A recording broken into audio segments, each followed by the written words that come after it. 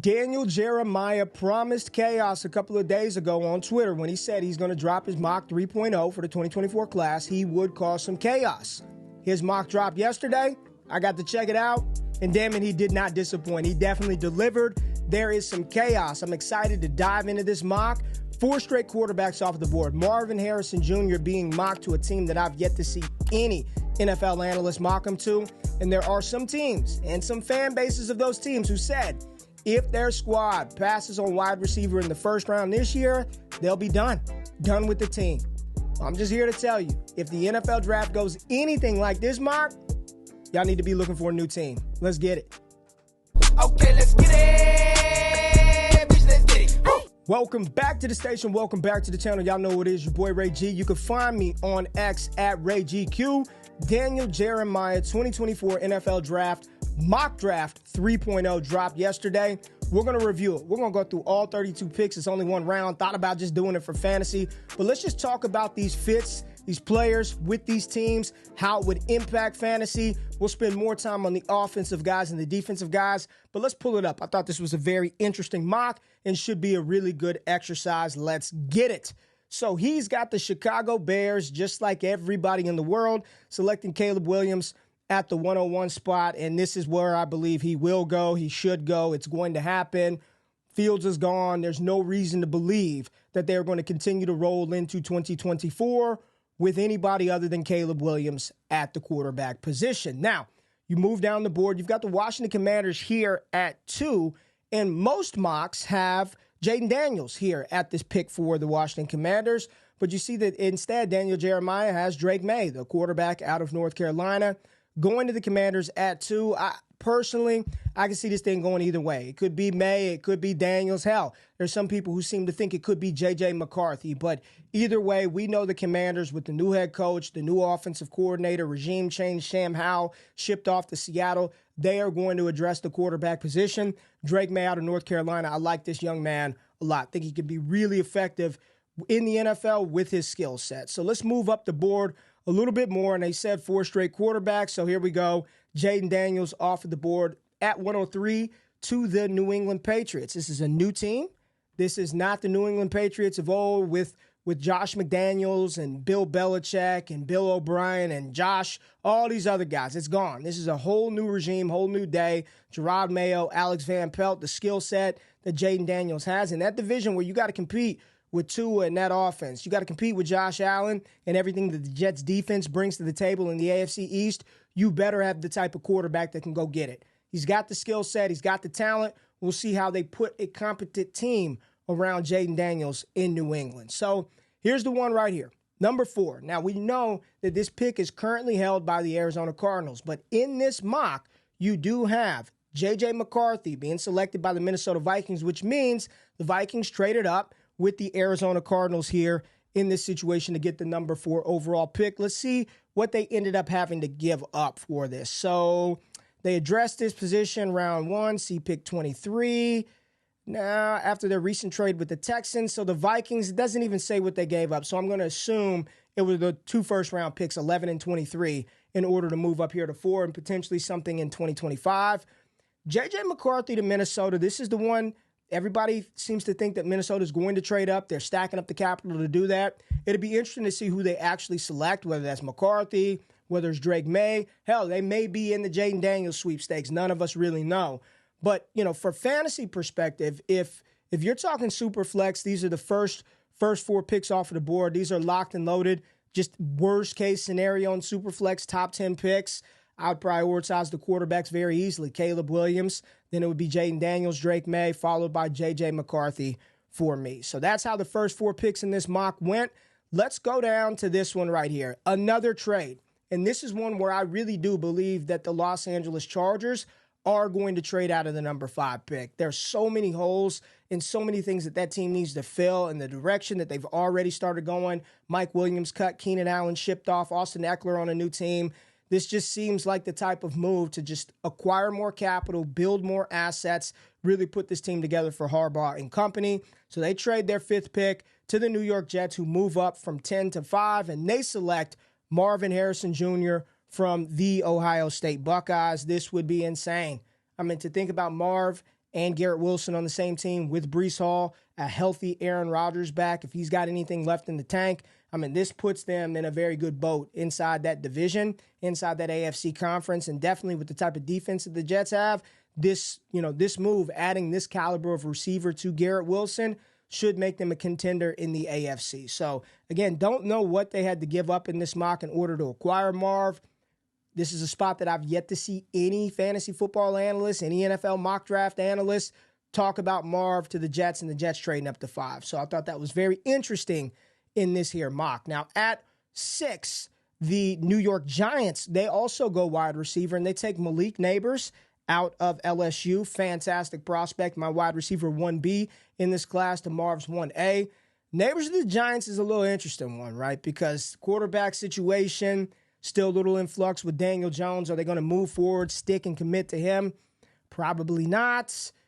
I don't know. For fantasy, this is one where he would no doubt be the number one, should be the number one target earner on that roster, but the quality of target, I don't know how this would be. I think people would not like this landing spot very much. Hell, both of these landing spots, I think people would be like, what the hell do we do? You know, Garrett Wilson, we love Garrett Wilson, but Marv is there now. We love Malik Nabers, but he's on the Giants. Let's see where Odunze falls in this mock and maybe some of the other receivers, and then we'll revisit this conversation. So let's move down the board a little bit more. At 7, you've got Joe Alt to the Tennessee Titans. So Joe Alt going 7th overall with Will Levis, with Brian Callahan. Good move for them. Protect your young quarterback. We know the offensive line was a problem for the Titans last year. This would be good for Tony Pollard, would be good for Tajay Spears, would be good for Will Levis, Calvin Ridley, and DeAndre Hopkins. All the offensive weapons when you get calibers of players like this who can protect your quarterback, give him more time. Like this pick by the Tennessee Titans. You've got Dallas Turner, the edge rusher out of Alabama, going to the Atlanta Falcons, who are desperate and thirsty for some pressure, somebody that can give opposing offenses pressure. They are, I believe, last in the NFL over the last 3 years in generating sacks. So Dallas Turner, you put him on this defense with Raheem Morris, should be able to get some instant production out of this talented rookie. So Atlanta takes Dallas Turner out of Alabama. And then here we go. The Chicago Bears select Rome Odunze at number 9 overall, the wide receiver out of Washington. My thought process here is, if Rome were the one selected here by the Chicago Bears, and you got Nabers in New York, you've got Marv in the other New York, is there a chance somebody would be like, I want this guy as wide receiver 1 over the other 2? I don't want to go that far, but I don't think that's a far-fetched assessment to make. Looking at the Jets with Garrett Wilson, looking at the Giants, and knowing that Rome, for me, I've called them 1A, 1B, 1C the entire process. Not wide receiver 2, not wide receiver 3. In any other year, this would be a wide receiver 1. I don't know how big the gap between Rome, Nabers, and Marv truly is, especially in the eyes of the NFL. But him landing with Keenan Allen and DJ Moore, that's the problem, right? You've got Keenan and DJ Moore. So as we talk through this, yes, I think some people might think, oh, this could be the one. Keenan Allen's old, tethered to Caleb Williams. I would still opt for probably Marv or Nabers, but it's an interesting conversation here with Rome joining Chicago at 9. If anything, just give me all the Caleb Williams I can get. I mean, they are truly setting that young man up to be successful. Tight ends, receivers in place. They drafted O-tackle last year. Probably address that in 24 again. I like the pick by Chicago, short and long term, getting Rome Odunze. Let's move down the board. We've got Talisi Fuaga. A lot of people believe this is the number 1 ranked tackle in this class. He is heading to the Los Angeles Chargers with that trade where they moved up to take with the Jets to take Marvin Harrison Jr. Chargers opt for offensive line here, and this is a nasty, nasty tackle. A lot of people do believe he is the best tackle in this class. You put him next to Rashawn Slater. Your job is to protect Justin Herbert. And if you pay attention to what the Chargers have been doing throughout this free agency period, throughout the offseason, they're definitely going to be committed to the ground game, running the ball, slowing things down a little bit. So Fuaga to the Chargers would be good news for Justin Herbert, even if it doesn't have a directly related fantasy impact. Let's scroll down the board a little more. We got Jared Verse, the edge rusher out of Florida State, going to the Cardinals. That was the trade down with the Minnesota Vikings from 4, and they select Jared Verse here. Then you've got the Denver Broncos. Here we go. Fantasy offensive relevant player, Brock Bowers. Brock Bowers coming off of the board at number 12 to the Denver Broncos. Again, who the hell is throwing him the ball is the question. Is it Stidham?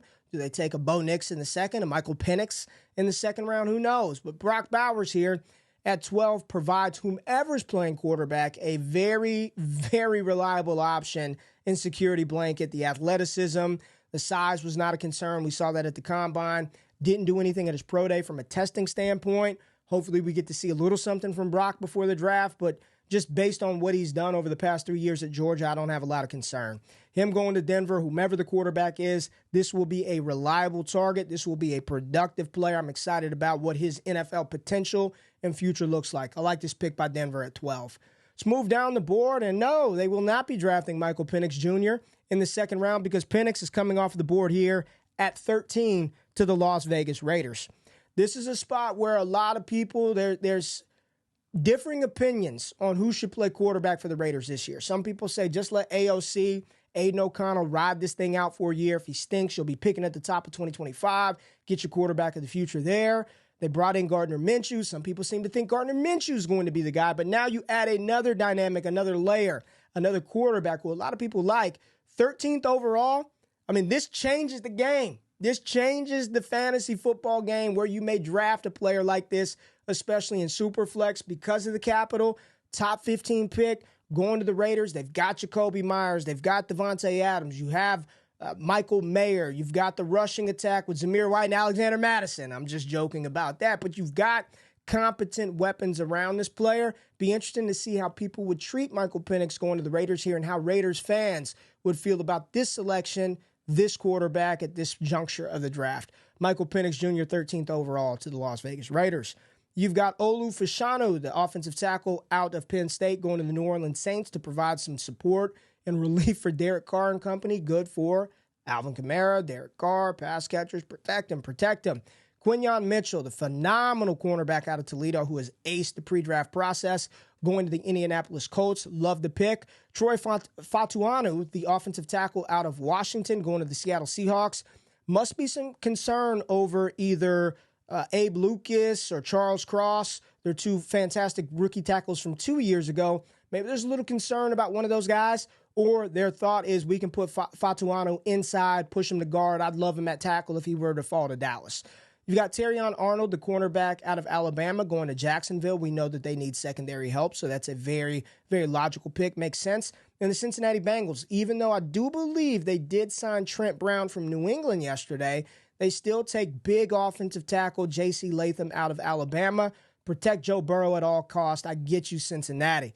We move down the board. You've got Latia Latu going to the Los Angeles Rams. Edge one for a lot of people. Outstanding pro day. I understand there's some medical concerns around Latu, but man, the Rams need defensive line help. He's not going to plug in the middle like Hall of Famer Aaron Donald did, but off of the edge with some of the players that they already have on this defense, a young ascending defense.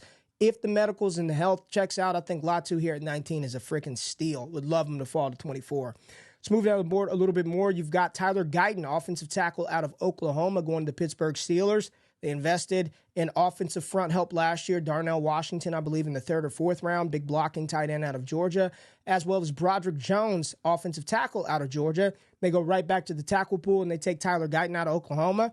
Polarizing player, a lot of skill, a lot of size, maybe a little raw, maybe needs some development a little bit.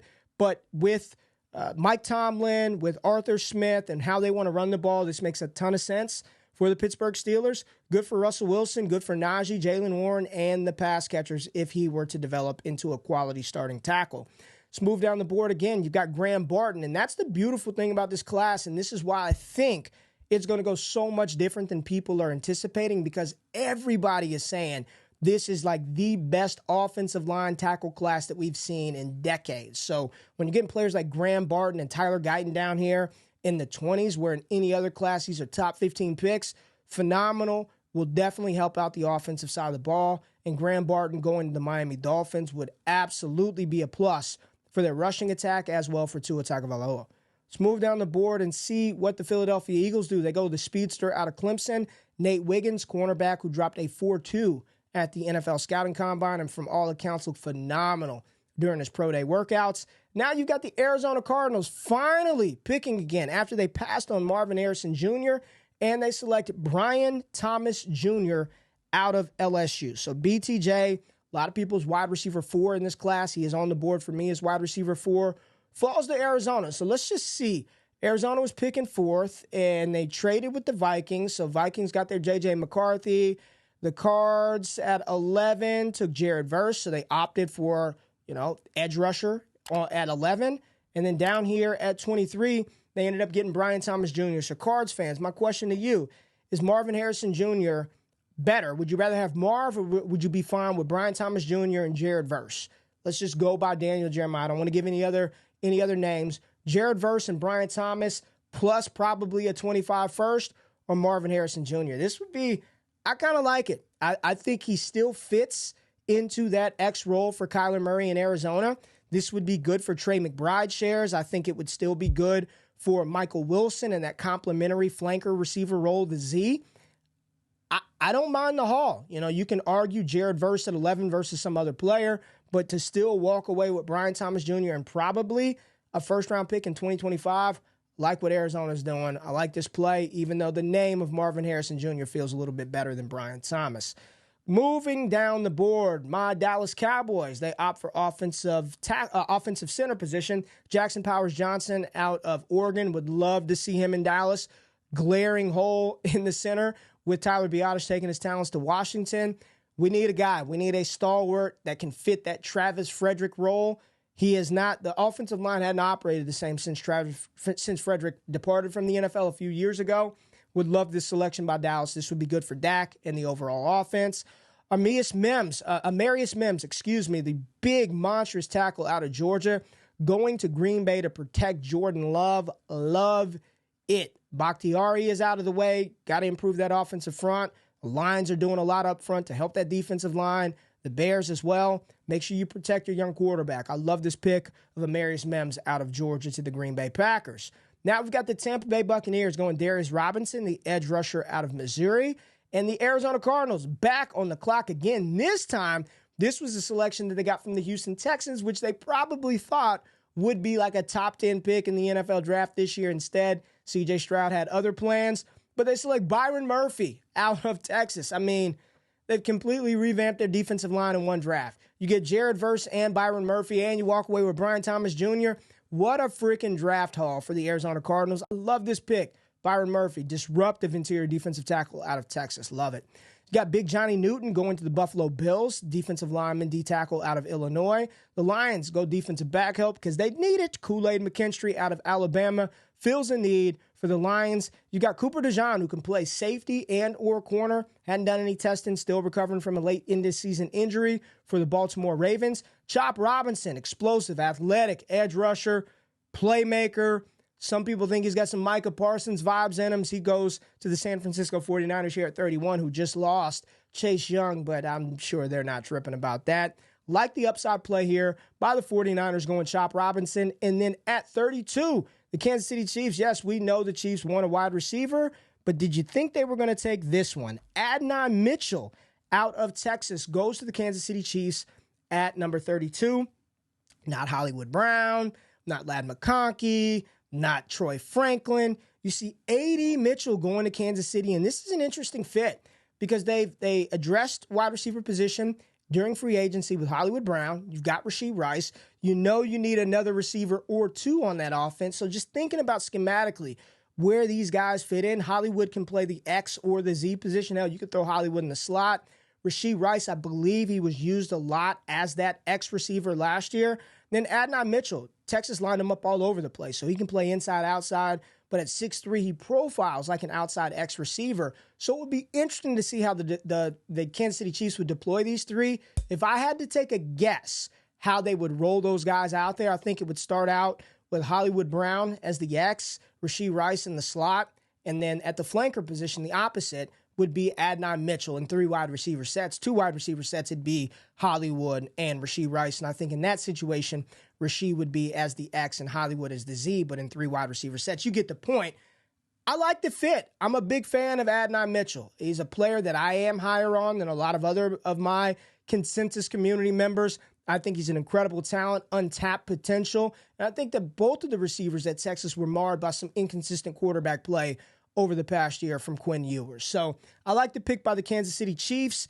I don't know how the fantasy community would feel about this one. I don't think it would impact Rashee Rice much at all, but would give Patrick Mahomes some much-needed playmakers that he seemingly has yet to have in his career outside of Tyreek Hill. So I love the fit, love the pick, Adonai Mitchell to the Kansas City Chiefs. And there it is, Daniel Jeremiah's mock draft 3.0. Interesting mock with the trades. Interesting mock with some of the players moving to different teams. You've got the Chargers, who need a wide receiver, trading out of that 5 spot to opt for offensive tackle. You've got the Jets moving up to 5 to take Marvin Harrison Jr., pairing them with Garrett Wilson. 4 straight quarterbacks off the board. And I'll just say, I don't believe we're going to see that. I'm still not sold New England takes a quarterback. I'm still not sold the Vikings trade all the way up to 4 to grab McCarthy. They may be able to sit there at 11 and take him. We shall see. All I know is that every single year, expect the unexpected when it comes to the NFL draft. I appreciate y'all tapping in to this show, this mock draft review. Make sure you check out my boy Jay Riches. Yesterday, he did a mock review on Mel Kiper's. And then if you're tapping in on Wednesday, good people, tonight, Destination Chill, Scott Connor and I will go live, talk all things NFL, all things fantasy, all things football. Appreciate y'all being here. Hit that thumbs up button for your boy. Subscribe to the channel. Like the content. Comment below. Giving a lot of stuff away for the Destination Devy draft stream. The rules to enter into that contest to win a bunch of free stuff right here in the description and in the comment section of the video. Y'all have a fantastic Wednesday. See y'all soon. I'm out. Peace.